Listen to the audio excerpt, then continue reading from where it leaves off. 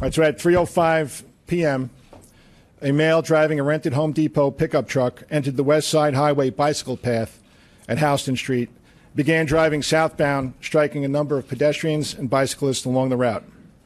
At Chambers Street, the truck collided with a school bus, injuring 2 adults and 2 children. After the collision, the driver of the truck, a 29-year-old male, exited the vehicle brandishing 2 handguns.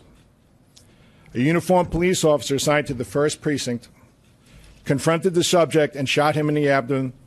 The subject was wounded and transported to a local hospital. A paintball gun and a pellet gun were recovered at the scene. The subject's identity is not being released at this time, pending further investigation. At this point, there are 8 fatalities reported in connection with this incident. In addition, several people have been injured, and Commissioner Nigro from our fire department will discuss that. Dan? Thank you, Jim.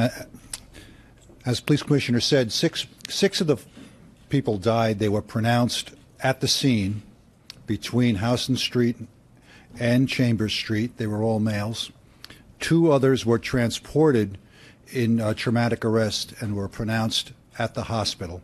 We also transported 11 people, all with serious, but at this moment not life-threatening injuries. The injuries are what you may expect as a truck went at high speed down that bicycle path and struck bicyclists and pedestrians. There may be more injuries as people self-evacuated, and we will determine that later as we do our survey. But that's the patient count and the deaths as we know it now. All right, at this point, we're going to take some questions. Miles, hold on, Miles. This is something that John Miller talks about all the time. Terror attacks or these kind of things where it's with rented truck. This is something that you guys do in the Shield all the time. You talk with these truck companies. Have you guys talked to Home Depot recently about this kind of being vigilant about this? Hey, John, you want to talk about the program a little bit? Sure. So as you know, through the SHIELD program, we do a very wide outreach. We have just under 20,000 members in the private sector. After ISIS, Rumiyah magazine came out with the issue just about 2 years ago, around this time of year, suggesting car attacks. You'll recall one of the targets they suggested was the Thanksgiving Day parade. We went and did extensive outreach to the truck rental business. We visited over 148 truck rental locations in this area, the obvious ones, U-Haul, Ryder, Home Depot, etc., and talked about suspicious indicators, ways to come forward. After attacks on the German Christmas market, after Nice, we repeated those visits 2 more times, either by making telephonic contact, email, or going back to the same places. So the industry has had a high level of awareness on this matter from the NYPD. John, is there any indication that the suspect is a lone wolf, perhaps radicalized here in America, or is there any indication of a wider international? And it's way too early to discuss that. I mean, this just happened 2 hours ago, and that's, of course, part of our investigation. You heard about some police activity after 16 here, 26, Initially, we thought it might have been, but it turned out not to be.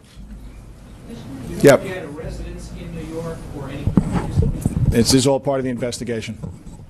Do you know what the security status is in Lower Manhattan? We heard some reports of schools that were under lockdown. Is there anything going on because of the police activity that parents or people in that area should be aware of beyond?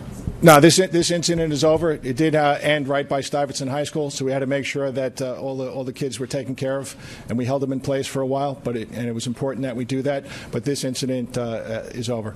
David, hold on, David. Commissioner, do you have, first of all, can you provide the age of the suspect and then the victims? And then was there any good indications earlier that maybe he had outfitted the van to resemble a bomb that there were gas canisters and fire? He's a 29-year-old male, and I'm not going to talk about the truck right now.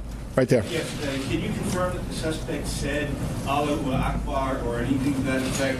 And if so, is that the only indication that this may be an act of terrorism, or what else is it that leads you to label? Yeah, he did make a statement when he exited the vehicle, and if you just look at the MO of the attack, that's consistent with what's been going on. So that along with the statement, has enabled us to label this a terrorist event. Yeah, no, not right now. Do you have his nationality, and was there any intelligence leading up to this that there was something in the works? Yeah, again, 2 hours old, and we'll update you as we go along. Lenny. Who's in charge of the investigation? It's being conducted jointly with the NYPD and the FBI. Can you confirm if the license is from Florida? From Florida? Yeah, I'm not going to go into that. Yep, John.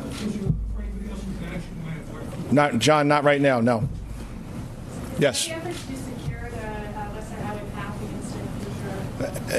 After the Times Square incident, I talked about this. Any incident that happens in New York or happens in the country or happens around the world, we have to learn from that. So, of course, we're going to take a look at that.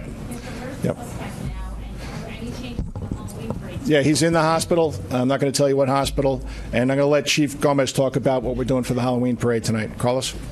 All right. In less than 90 minutes, that parade will kick off. We will proceed with the parade, and certainly we've added more resources, more police officers, heavy weapons teams, blocker vehicles on the street leading to the route, as well as more sand trucks. And there's also heavy weapons teams being deployed throughout the city at key iconic locations.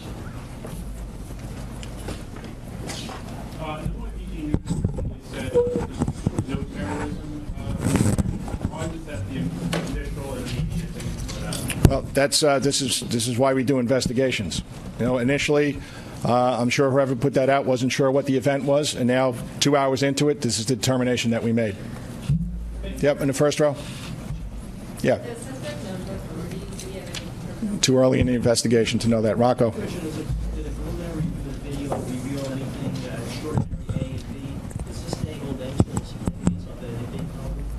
I haven't looked at the video yet. We're retrieving as much video as possible. What we do know is he entered the bike path at Houston Street and he exited the bike path at Chambers Street when he collided with the school bus. And there are no intersections on the west side of the bike path between Houston and Chambers.